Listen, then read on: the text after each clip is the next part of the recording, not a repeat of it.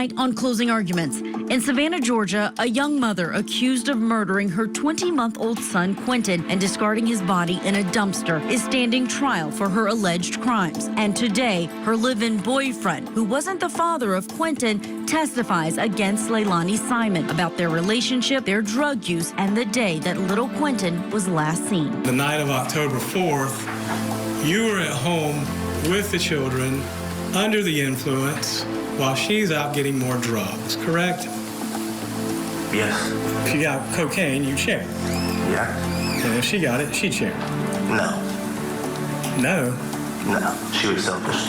And in Alpharetta, Georgia, Gary Ferris was found dead in a burn pile on July 5th, 2018. At first, it seemed like Gary had suffered a tragic accident until detectives discovered a bullet lodged in his rib bones. Now, Gary's wife of 38 years, Melody Ferris, is on trial for her husband's murder. Financial motives and infidelity have become central to the prosecution's case, and today, Melody's former boyfriend, Rusty, was under cross-examination by her lawyers. You were terrified of being charged. Beyond my belief. All right, and so you felt compelled to give them something even if it wasn't true, right? Yes. Plus, in Orlando, Florida, the suitcase murder trial is finally set to begin. Sarah Boone is accused of zipping up her boyfriend, George Torres, in a suitcase and killing him. Now, after she's had 8 attorneys and many trial delays, she will have her day in court. We are live on the ground with a preview of tomorrow's opening statement. Good evening and welcome to Closing Arguments. I'm Julia Janae, filling in for Vinnie Politan. Thank you so much for being with us. Savannah, Georgia, and a missing toddler case is where we began. It swept the country back in 2022. Leilani Simon was 22 years old at the time. She was living with her mother and her then boyfriend, Danny Youngkin. And the child that they shared together was one of the children there in the home, and also her other 2 small children from previous relationships. Now, 2 years later, Leilani is 24 years old, and she is standing trial for the murder of her middle child, Quinton Simon, who just 20 months old is when he died. And the question still remains, even though we have this trial, even though we have heard from many witnesses on the stand for the state, it's still unclear exactly what happened to Quinton. How did he die? And yesterday, we heard from an important witness, Danny Youngkin. He testified about the last day Quinton Simon would have been seen alive. He was the live-in boyfriend. He was there day in and day out. And he was on direct examination yesterday, but today he came back into court for cross-examination by Leilani's attorney. And Youngkin described the drug and alcohol use that was going on in the very bedroom that the couple shared with their small child. How often would you drink? Daily. How often daily? As I stated yesterday, about 5 shots of Fireball and 3 to 4 25-ounce beers. Okay. And when did you normally drink? What was your routine? Well, I couldn't leave work, so I'd go to work and I'd get off work and I'd stop by the liquor store in Port Wentworth on the way back to the house. Well, what kind of drinker are you? Are you a blackout drinker or a pass-out drinker? Neither. Okay.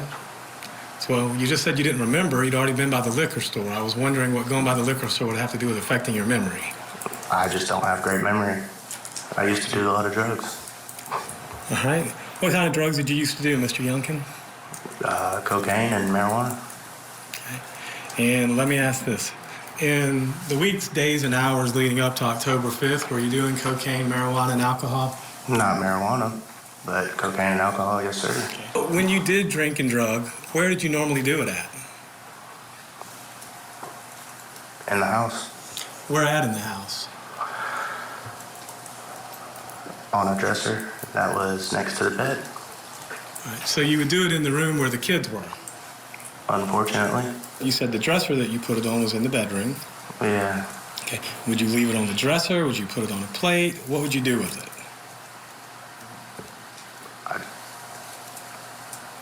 On the dresser, it would be in a bag, or snip it out of the bag, or put a line on the dresser and snip it off the dresser. All right, so and that's kind of the point I'm getting to. It's either in the bag on the dresser and you sniff it from the bag. The dresser is like this tall. That's fine. I'm just asking. The point is it was out on the dresser in the bedroom where the children were. That's my point. Sure. Were you drinking or doing any drugs that night? That night? Yes. You said 10 o'clock. And that night, after this, anytime that night? Prior to 10 o'clock, yeah. Prior to when I laid down, yes. Okay, what were you doing prior to 10 o'clock? Drinking and the rest of the little bit of cocaine I had. All right, so you were drinking and doing cocaine up to 10 o'clock. And is that why you sent her to 204 to get some more? I didn't send her to 204. She was the one who said she wanted to go to 204. That's in the text messages. Okay. So let me ask you this. Who would normally get the drugs, you or her? That were her people. All right. And would y'all share drugs, or Yes. would you keep it separated? Share it for the most part. All right. So if you got some cocaine or some weed or some I didn't get weed. Percocets, I didn't get Percocet. all right. But if you got cocaine, you'd share. Yeah? And if she got it, she'd share. No. No. No. She was selfish. Now, Danny Youngkin sounds there remorseful, full of regret about that drug use that he did around the 3 small children that were in their care. And even though he's not on trial for anything, for the drugs, for the murder of Quinton Simon, you can see that and feel that from his testimony. I want to bring in a special guest, board-certified psychiatrist and addiction medicine physician. Dr. Daniel Bober is here because we want to talk about this environment, Dr. Bober. What's your biggest fear when you hear about this kind of drug use that not only is Danny Youngkin saying he did, but also Leilani Simon, the one who is on trial, in this environment where they are the caretakers for small children? Well, you know, Julie, it's a very sad situation. We know that parental substance use is involved in about 80% of child welfare cases. If you have parental substance use going on in the home, it increases the risk of neglect by 4 times and the risk of abuse by about 3 times. Something that obviously compromises the children. It places them psychologically and physically at risk, and it's very concerning that it was happening under this roof. She did not have full custody of her children at the time. Her mother did, but they were living in her mother's home. They were still the ones who had the care. Would you think that in a situation where she no longer had custody, that there would be someone else checking this home to see what was going on? You would think that since she wasn't the primary caregiver, there would be, but it just seems like everything kind of slipped through the cracks and went by the wayside here, and really the children, unfortunately, were the ones that paid. I want to play a clip because we heard from an investigator on the stand who talked about the actual internet searches that were recovered from Leilani's phone. And they highlighted this unusual Google search. And this was through the testimony of a Chatham County police detective. Let's take a listen. And when was it conducted? October 1st of 2022 at 1:10 a.m. And can you read into the record the text of that search? Yes. Is it common for a mother to have resentment or even anger towards her child because of the father or another reason? Dr. Bober, when you see that she's searching for this is within the days before Quinton went missing. What is it saying to you about her relationship with her children?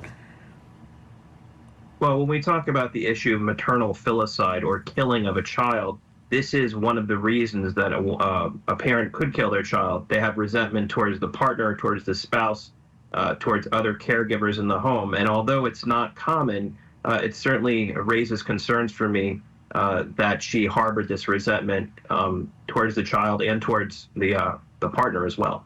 Do you think this was a cry for help? She's searching on Google to get a response, or is she just looking for confirmation that what she's feeling at the time is valid?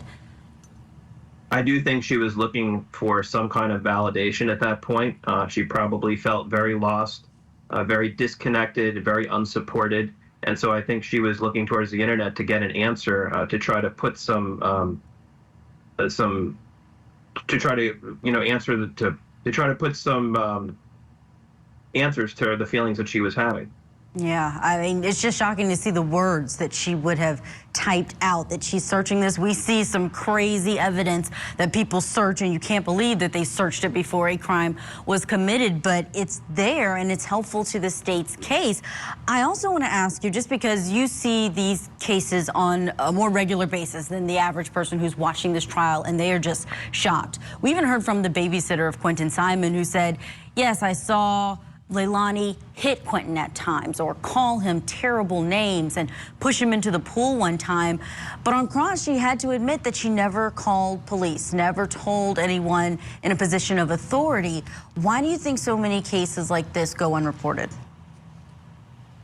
You know, there's many reasons. I think a lot of people sometimes blame the victim, but sometimes they feel trapped in the situation, and sometimes they feel like if they report it, the situation is going to be even worse. So I see a lot of cases of abuse where a mother is being abused by a partner, and very often they don't want to speak up because they feel like if they speak up, they may get hurt worse, or it may even destabilize the situation more. So I can't really condemn her for that. If she felt trapped, if she felt like no one was going to believe her or no one was going to listen to her, I see this quite commonly. All right, Dr. Bober, thank you so much for weighing in with your analysis. We want to bring in the think tank as well to talk about what's going on in this case. We have criminal defense attorney Eklund Mercy. Also with us, former criminal defense attorney Kirk Nurmi is here, and former federal prosecutor Nima Rahmani. Great to see you all here on the think tank. Eklund, let me start with you. Danny Youngkin under cross-examination today. How did he come across? I think he came across truthful. I think that you can tell that he is sober now. And a lot of people, a lot of my former clients and clients I've seen who, after they've gone through, the stages with regards to recovery, there's that clarity in which you look back in your past and you have to see all the irresponsible things that you've done. And I think that he was truthful and honest and forthcoming with that. Defense tried to, try to put out that maybe the drugs, there's possible drugs that were open, and maybe that the child possibly could have gotten into it. And I've seen him just destroy that. So although he's an addict, that doesn't mean that he completely forgot everything or that he was that, reckless. So I think that he did a good job of just keeping the questions in line. Yeah, Kirk Nurmi, the drugs being there, the way that it's being presented, that could open up a lot of different theories about what could have happened to Quinton Simon. So what do you think the jury might do with that when they're sitting here looking at Danny Youngkin? Well, possibly, but I think Eklund's right. I mean, there's clarity with him. There wasn't clarity with the defendant, right? And when we talk about addiction, one of the things that I observed is something like what the doctor said, the absolute absence of logical thinking. It just completely distorts the brain. So we see in this case here this resentment that Leilani is harboring towards her own son, which is unfathomable to most people, right? But in the throes of addiction, he's a burden, and she's really driven by that addiction. So I think that's what we're seeing here is this addiction coming into play, the illogical thinking that brings up the searches you mentioned, things of that nature. And I think the jury will look at that and be able to kind of tie it all together, because as horrible a story as it is, it really does tell a story of her guilt. Yeah, Nima, the guilt that the defense is trying to get the jury to think on the opposite end of, they are perhaps, it sounds like through their questioning of Danny Youngkin, trying to suggest that there were times that Leilani was blackout drunk or high, or may have had lapses in memory. They asked him about his memory as well, trying to use that to suggest that we really can't know for sure. Well, here you have the prosecution's star witness, right? He's the last person to see Quinton aside from Leilani, and he's important because he's the one that's going to poke holes in her alibi. He said that there is no shrimp pasta that's thrown away. There's no trip to Chevron, and there's no trip to get Oragel, right? So here's someone that says that, she obviously, what came out yesterday is that she's having this potential sexual relationship with a drug dealer, essentially that she's a liar, and obviously we know that he cooperated with law enforcement. So the fact that he actually held up pretty well on cross-examination, because obviously this is not your ideal star witness if you're the state or someone with a serious drug problem. But I agree with Eklund, I agree with Kirk. He testified well, and I think the drug use, although it may hurt Leilani, I don't think it's going to hurt him as a witness, because he did come across as credible to me as well. Let's play a bit more of that cross-examination, because he was asked specifically about Leilani and what he told police initially the day that Quinton was reported missing. Do you remember telling him that when you woke up at 3 a.m. that Leilani was asleep? No. Well, if I did, then that's probably something she told me to say. Okay. And you remember telling him Quinton was okay at 3 o'clock? Probably based on what she told me to say. Eklund, that got a big reaction from Leilani Simon there at the table. Your thoughts? I honestly think that if I was Leilani's counsel, like, this is the time you have the come to Jesus meeting in which you just, I think that she can get some type of grace if she were to just tell people what actually all happened. I do not think that the Google search is damning. I think that she was a 22-year-old when she had a child. I think postpartum depression is real. I do not believe that it's been studied enough to really see the after effects. I think that if she's the ideas that you have resentment towards your father, towards the father of your child that is no longer there, plus the child, it happens more often than a lot of women want to admit. So I think that there, if for the defense, I would bring up that part. I would bring up postpartum depression, how she is a young person, how this was her first child, and how she found refuge in drugs. I think that that would be a better defense than trying to put it on the ex-boyfriend. We will see how the defense case unfolds. She doesn't have to put on anything, but we will see if she takes a stand.